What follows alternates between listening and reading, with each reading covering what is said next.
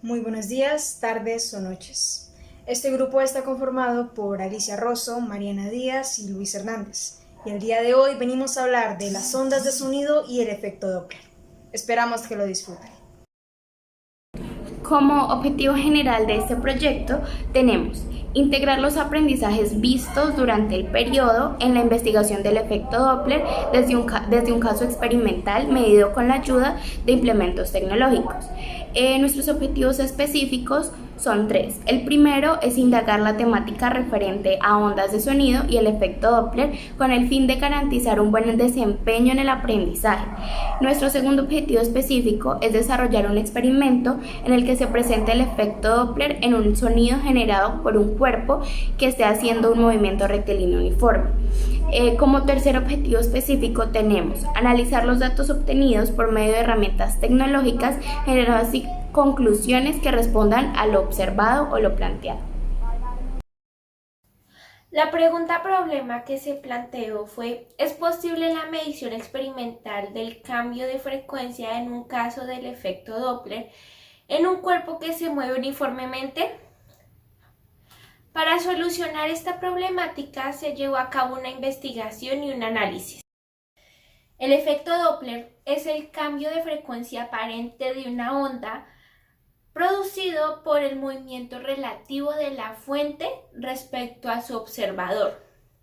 Este fenómeno fue observado por primera vez por el físico austríaco Christian Andreas Doppler en el año 1842.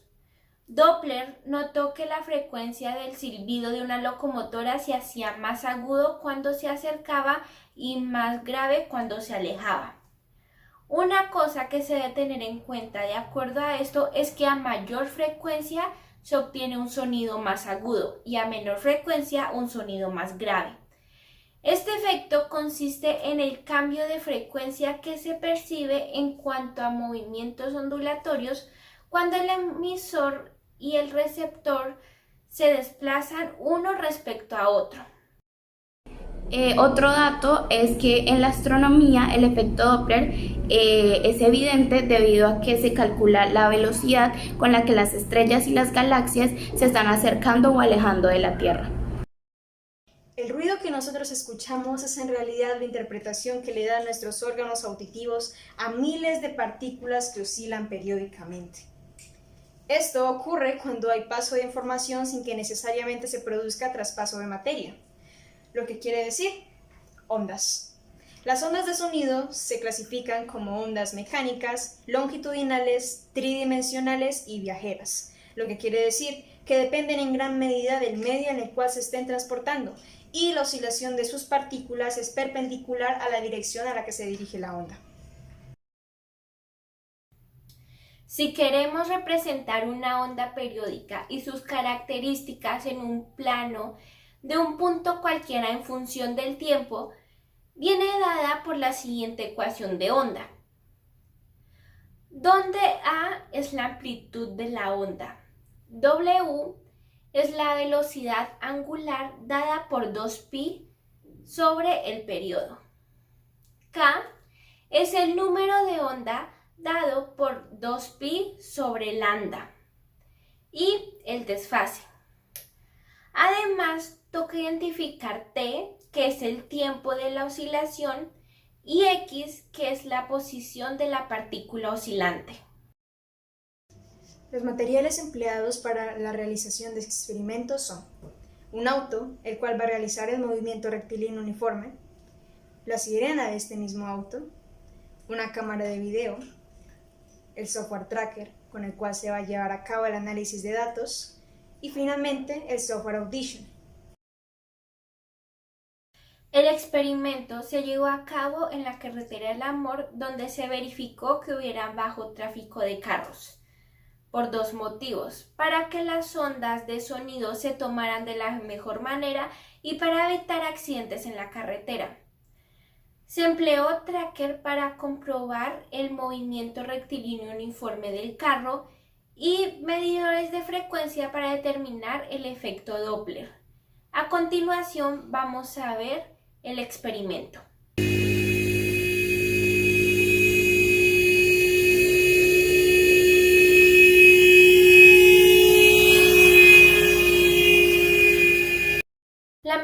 metodología que se empleó fue, primero, el experimento se llevó a cabo en una vía que permita que el cuerpo se mueva con una trayectoria rectilínea, es decir, una carretera recta, en la que el carro se pueda mover libre y uniformemente.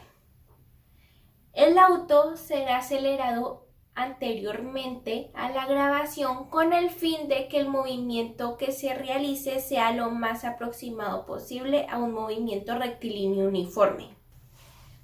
Tanto el software Audition como la cámara de video fueron colocados a la misma distancia de la trayectoria con el fin de que la toma de datos sea exacta. La grabación será empleada para analizar y comprobar el movimiento por medio del software tracker y saber la veracidad del experimento. Y finalmente, los datos obtenidos serán analizados para obtener una conclusión. A continuación se muestran las tablas y los gráficos pertinentes para la realización del proyecto. En la esquina inferior derecha se muestra la gráfica posición contratiempo del carro con respecto al eje de coordenadas implementado en el software tracker, en el cual se muestra una función rectilínea ascendente, la cual ayuda a comprobar que en efecto se está hablando de un movimiento rectilíneo uniforme. La segunda gráfica se refiere a la velocidad contratiempo del mismo objeto. Se muestra la tabla de valores en la misma presentación y se comprobó que aproximadamente oscila entre los 6 y los 7 metros sobre segundo. Para mayor exactitud se trabajó con el ponderado de todos los datos hallados, la cual fue de 6.6 metros sobre segundos. Ya teniendo los datos recolectados, lo que hicimos fue dividir el movimiento en dos, debido a que primero el emisor se está acercando al observador y en el segundo momento el emisor se está alejando del observador, y esto hace que cambie la ecuación de la frecuencia observada y la frecuencia emitida. Por lo tanto, sabemos que la frecuencia observada es igual a la frecuencia emitida por la velocidad del sonido, más o menos. El signo dependerá de si se está acercando o alejando. Más o menos la velocidad del observador, como la cámara estaba en reposo y el observador era la cámara, entonces esa velocidad, como ya lo dije anteriormente, es igual a 0. Esto se divide en la velocidad del sonido nuevamente, más o menos la velocidad del emisor. Entonces lo primero que hicimos fue hallar la frecuencia observada. Entonces reemplazamos valores, como ya teníamos la frecuencia emitida, que es de 358 Hz. Esto lo multiplicamos por la constante de la velocidad del sonido, que la tomamos como una constante, la restamos con 0, pues porque el cuerpo estaba en reposo, y dividimos esto entre 340 metros sobre segundo, o sea, la velocidad del sonido, menos la velocidad del emisor, que era el carro, que era de 6.6 metros sobre segundo. Esto hizo que la frecuencia observada nos diera 365 Hz. Después, en el primer momento, que es cuando el emisor se acerca al receptor, lo que hicimos fue, ya teniendo la frecuencia observada, evaluar si nos daba la frecuencia emitida lo que habíamos observado con los sensores. Entonces lo que hicimos fue despejar, y la frecuencia emitida nos dio igual a 350 Hz, que fue la frecuencia observada según los sensores, por 340 metros sobre segundo, que es la velocidad del sonido, menos 6,6 metros sobre segundo, que es la velocidad del emisor, que sería el carro, dividido en la velocidad del sonido, que es 340 metros sobre segundo, o sea, la velocidad del sonido. Esto hizo que la frecuencia emitida nos diera 343,2 Hz. Y esto fue lo que básicamente hicimos en el momento 1, que es cuando el emisor se acerca al receptor. Posteriormente explicaremos el momento 2, que es cuando el emisor se aleja del receptor. En el momento 2, como lo expliqué anteriormente, es cuando el emisor se aleja del receptor. Por lo tanto, ya conocemos la ecuación de la frecuencia observada es igual a la frecuencia emitida por la velocidad del sonido, más o menos la velocidad del observador, esto dividido en la velocidad del sonido, más o menos la velocidad del emisor. Esto nos da que la frecuencia observada es igual a 358 Hz, que es la frecuencia emitida que obtuvimos con los sensores por 340 metros sobre segundo, más 0, que es la velocidad del observador, el cual está en reposo, por lo tanto es 0, dividido en 340 metros sobre segundo, que es la velocidad del sonido, más 6.6 metros sobre segundo, que es la velocidad del carro con el que hicimos el experimento. La frecuencia observada, haciendo esto matemáticamente, nos dio 351,1 Hz, y posteriormente pasamos a calcular la frecuencia emitida, dependiendo de lo que nos dio los sensores con la frecuencia observada. Quiere decir que despejamos con la ecuación de frecuencia observada es igual a frecuencia emitida por velocidad del sonido más o menos velocidad del observador dividido en velocidad del sonido más o menos velocidad del emisor. Al hacer este despeje, obtuvimos que la frecuencia emitida es 350 Hz, quiere decir esto equivale a la frecuencia observada que obtuvimos con los sensores, multiplicado por 340 metros sobre segundo, que es la velocidad del sonido, más 6.6 metros sobre segundo, que es a la velocidad a la que iba el carro, y dividido en 340 metros sobre segundo, que es la velocidad del sonido, y esto nos dio que la frecuencia emitida en el momento 2, que es cuando el emisor se aleja del receptor, sea de 356,7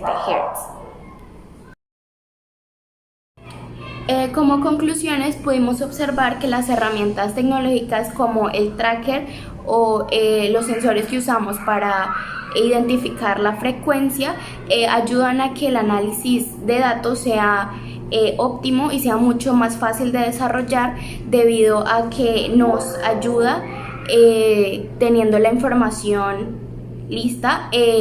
Como segundo objetivo, se puede observar en el análisis de datos que al calcularlo matemáticamente, los resultados que nos dieron en el momento 2 coinciden con lo que obtuvimos experimentalmente, por lo que pudimos concluir que los sensores que usamos para identificar la frecuencia identificaron la frecuencia de cuando el carro estaba en el momento 2, quiere decir que alejándose del receptor. Y como último objetivo, se pudo identificar el efecto Doppler en el experimento, debido a que hubo un cambio de frecuencia mientras el auto se acercaba al observador y cuando se alejaba de este. Gracias.